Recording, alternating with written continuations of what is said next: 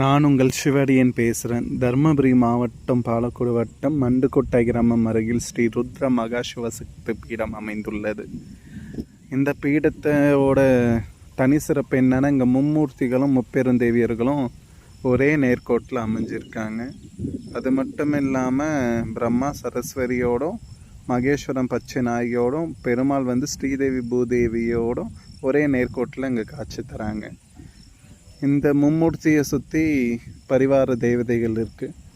முதல்ல பார்க்க போகிற பரிவார தேவதை என்னான்னு பார்த்தீங்கன்னா, ஸ்ரீ காயத்ரி தேவியை பார்க்கலாம்.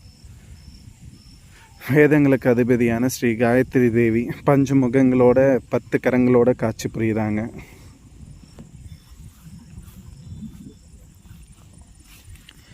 இரண்டாவது பரிவார தேவதையாக இங்கே பிரத்யேகர காட்சி தராங்க. மாதந்தோறும் அமாவாசை நாள் அன்னைக்கு இங்கே மிளகா ஓமம் பிரத்யேகராக்கு மிக விமர்சையாக செய்கிறாங்களாம்.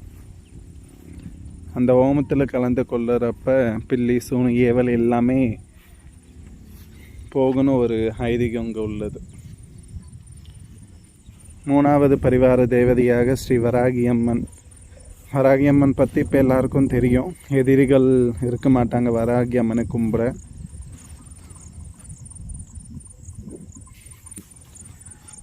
நான்காவது பரிவார தேவதையாக போர்கொண்ட கங்கையம்மன். இந்த அம்மன் ஆத்தகர ஓரத்தில் கிடைச்சதுன்னு சொல்கிறாங்க. இந்த அம்மன் தான் ஃபஸ்ட்டு இங்கே பிரதிஷ்டை பண்ணியிருக்காங்க. அதுக்கப்புறமா தான் இந்த கோவில் திருப்பணியே ஆரம்பித்தாங்களாம்.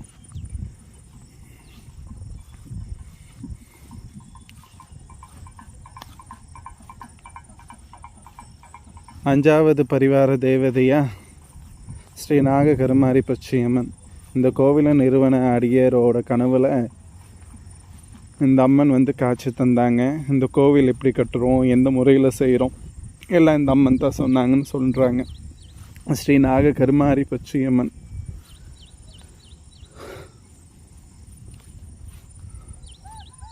ஆறாவது பரிவார தேவதையாக ஸ்ரீ மகாலட்சுமி. செல்வங்களுக்கு அதிபதியாக ஸ்ரீ மகாலட்சுமி காட்சி புரியுறாங்க. சொன்ன போனால் இந்த கோவில் வெட்ட வெளியில் பஞ்சபூதங்கள் சூழ கோவில் இருக்குது.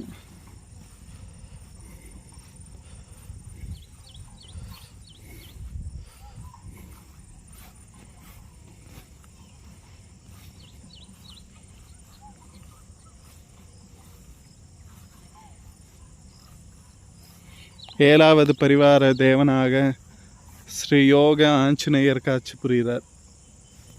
இந்த ஆஞ்சநேயருக்கு தனி சிறப்பு என்னன்னா, மேற்கு முகமாக இங்கு காட்சி தரார்.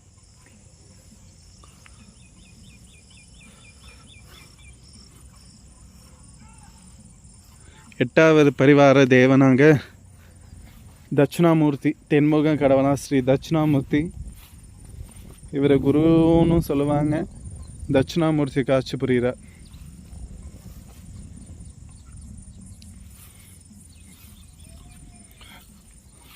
ஒன்பதாவது பரிவார தேவதையாக ஸ்ரீ சிவதுர்கை காட்சி தராங்க.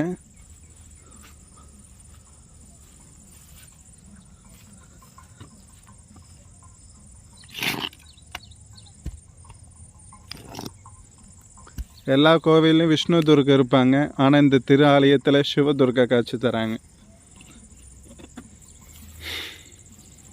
10வது பரிவார தேவனாக ஸ்ரீ மங்களகர சனீஸ்வரர். மங்களத்தை தரக்கூடிய சனீஸ்வரர் இங்கு காட்சி புரிகிறாரு மேற்கு முகமா.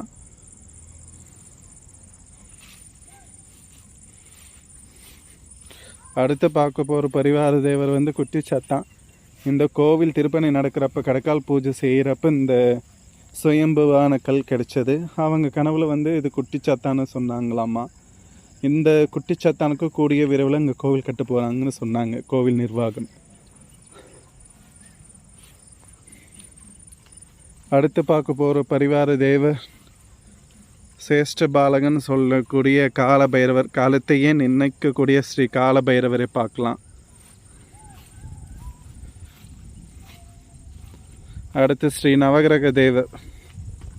நம்ம வாழ்க்கையை நிர்ணயிக்கக்கூடிய நவகிரக தேவர்கள் பார்க்கலாம். சுருங்க சொன்ன போனால் இந்த திரு ஆலயத்தில் நாம் ஒரு ஆலயத்துக்கு வந்தாலே அனைத்து தேவதைகளும் நம்ம இங்கே பார்க்கலாம். ஒவ்வொரு கோவிலுக்கு நம்ம தனித்தனியாக போகிறோன்னு அவசியமே இல்லை.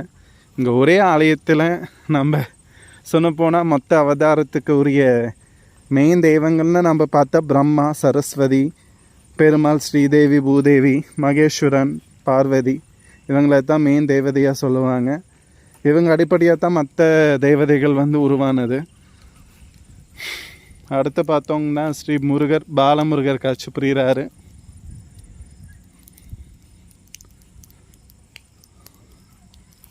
அடுத்து ஸ்ரீ மங்கள கணபதி காட்சி புரிகிறார்.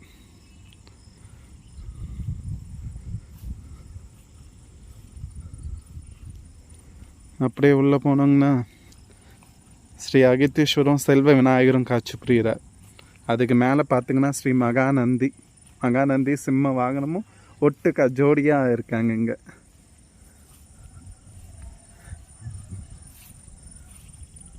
மற்ற திருஆலயத்தில் தனித்தனியாக இருப்பாங்க. பட் இங்கே சமேதராக இருக்கிறனால ஒரே நேர்முகமாக காட்சி தராங்க. மூலவராக ஸ்ரீ மகேஸ்வரனும் பச்சை நாயகியும் இங்கே மூலவராக இருக்காங்க. அழித்தல் தொழில் செய்யும் மகேஸ்வரனும் வீரத்துக்கு அதிபதி ஸ்ரீ பச்சை நாயகியும் காட்சி தராங்க.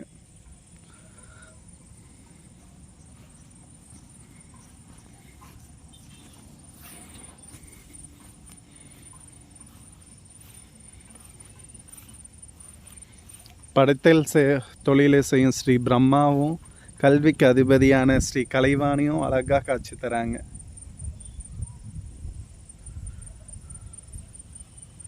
இந்த கோவிலுக்கு தனி சிறப்பு என்னன்னா, கோவில் எப்போ நட திறந்திருக்கும், நட மூடி இருக்கும்னு ஒரு சந்தேகத்தில் நம்ம போக வேணாம்.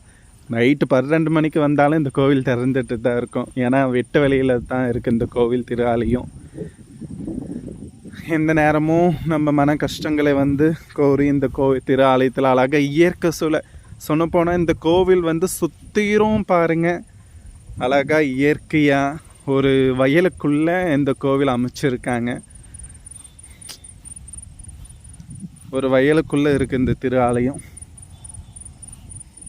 வந்து இங்கே மனசுக்கு அவ்வளோ நிறைவாக இருக்குது. கூட்டங்கள் இல்லை. மூர்த்தி சிறிது இருந்தாலும் கீர்த்தி பெரியது. அந்த தத்துவத்துக்கு ஏற்ற மாதிரி இங்கே மூர்த்தி சிறியது தான், கோவில் சின்னது தான், ஆனால் இங்கே கீர்த்தி ரொம்ப பெருசாக இருக்குது. அது நீங்கள் இங்கே வந்து பார்த்தா உணர்வீங்க.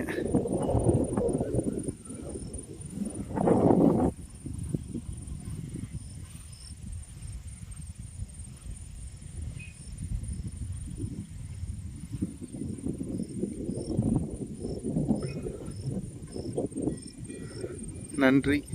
மீண்டும் ஒரு திரு ஆலய தரிசனத்தில் நாம் தொடர்வோம்.